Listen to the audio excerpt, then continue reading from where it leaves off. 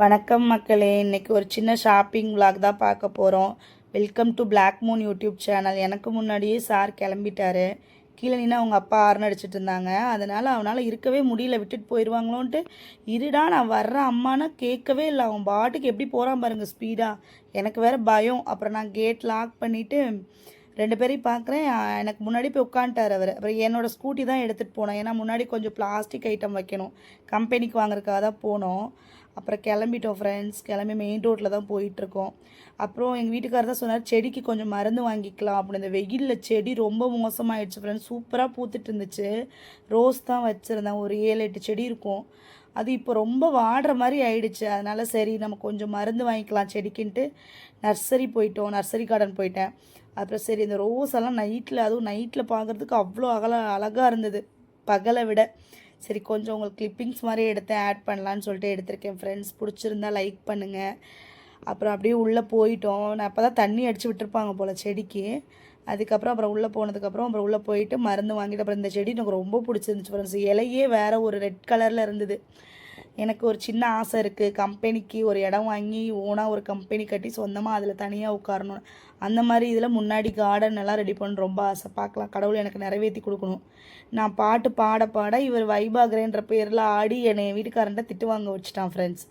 இவன் ஓவராக ஆடிட்டு வந்துட்டு இருந்தான். சந்தோஷ் ரொம்ப பயந்துட்டான், விழுந்துருவான்ப்பா ஏன் இப்படி பண்ணுற அப்படின்னு திட்டிகிட்டு இருந்தாங்க.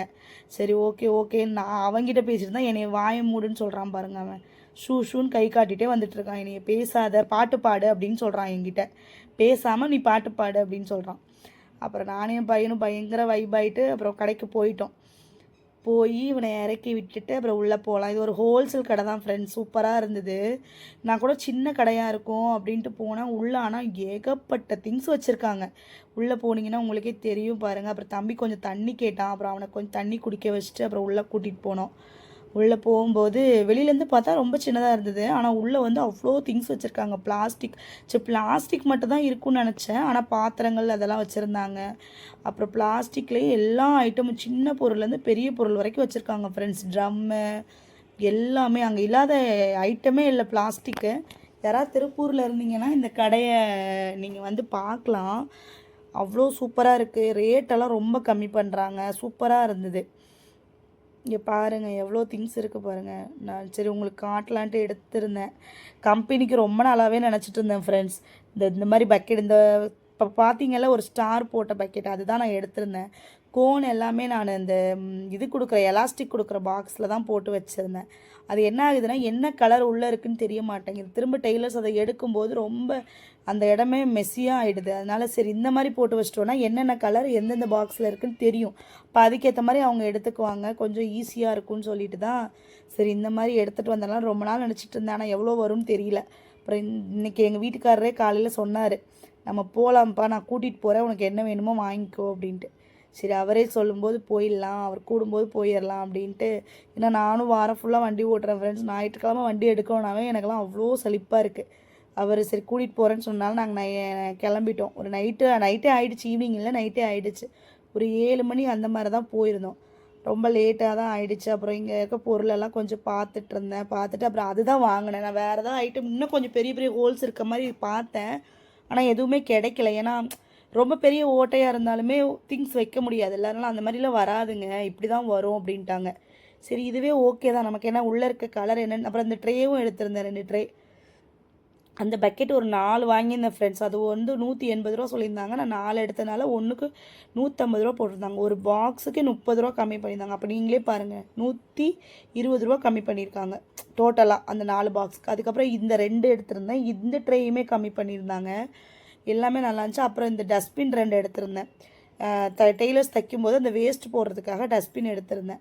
அப்புறம் இந்த 4 திங்ஸுமே மொத்தமாக சேர்த்து ஒரு 900 ரூபா வந்துச்சு ஃப்ரெண்ட்ஸ். அப்புறம் அங்கே அவங்களுக்கு பே பண்ணிவிட்டு அப்புறம் இந்த சைட் பார்த்தா ஃபுல்லாக பாத்திரம், குக்கரு, இந்த மாதிரி நிறைய ஐட்டம்ஸ் வச்சுருந்தாங்க. எனக்கு பார்த்துட்டு இவ்வளோ ஐட்டம்ஸ் இங்கே இருக்கு, ஆனால் ரேட் எல்லாமே அவ்வளோ கம்மி பண்ணுறாங்க. அதனால் நானே நினச்சிட்டேன் நெக்ஸ்ட் டைம் இந்த கடையில் தான் வந்து வாங்கணும், தேவையான திங்ஸ். ஏன்னா ஒரு பொருளுக்கே 30 ரூபா கம்மி பண்ணும்போது நீங்கள் யோசிச்சு பாருங்கள், நமக்கு தேவையான ஒரு 10 திங்ஸ் வாங்கியிருந்தா கூட ரொம்ப கம்மியாகும் இல்லையா? அதனால் சரி இனிமேல் இங்கே வந்து வாங்கிக்கலாம் அப்படின்ற மைண்ட் செட்டுக்கு வந்துட்டேன்.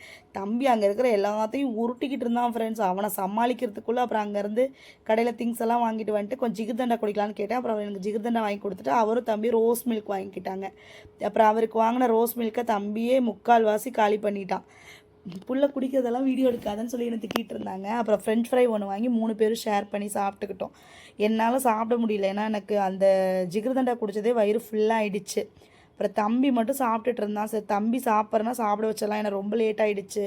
அதுக்கப்புறம் வீட்டுக்கு போயிட்டு கொஞ்சம் வேலை இருக்குது, அதனால் தம்பியை சாப்பிட வைக்க ரொம்ப லேட் ஆகிடும்ன்ட்டு ஃப்ரெஞ்ச் ஃப்ரை வாங்கி நான் தான் ரொம்ப கம்பல் பண்ணி வாங்கி சாப்பிட வைக்க சொன்னேன். அப்புறம் என் ஹஸ்பண்ட் சாப்பிட வச்சுட்டு இருந்தார். நான் வந்து இன்னொரு ஃபோனில் பெரிய பையன் கூட வீடியோவில் பேசிகிட்டு இருந்தேன். அவனை ரொம்ப மிஸ் பண்ணுறேன் ஃப்ரெண்ட்ஸ். நான் அவ்வளோ மிஸ் பண்ணுறேன் அவனை, எப்படி சொல்கிறது வார்த்தையே இல்லை. இன்னும் 2-3 நாளில் வந்துடுவான். நான் வெயிட் பண்ணிகிட்ருக்கேன் அவனுக்காக.